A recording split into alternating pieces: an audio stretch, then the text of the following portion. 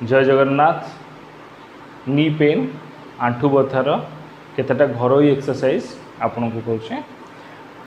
गोटे टावल को 12 inch role करदे, आंठू तले रखिए, रखिकी आंठूर मसल को टाइट करने पेशेंट निजक टाइट कर टाइट करंतु, टाइट करंतु 1 2 3 4 5 relax again tight tight tight tight tight tight relax again गोईठी उठेबेनी केवल आंठूर मांसपेशी को टाइट करंतु हल्का रे 1 2 3 4 5 रिलैक्स आउ थे 1 2 3 4 5 रिलैक्स दी गोड़ मझे बॉल रखिए 5 सेकेंड होल्ड करेंगे 1 2 3 4 5 रिलैक्स 1 2 3 4 5 रिलैक्स।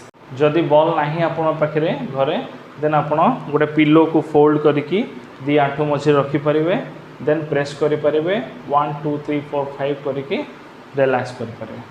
ये 3टा एक्सरसाइज प्रैक्टिस करंतु। जदि पेन होची देन एक्सरसाइज करेंगे।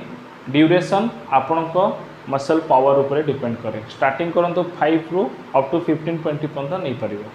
Okay, thank you.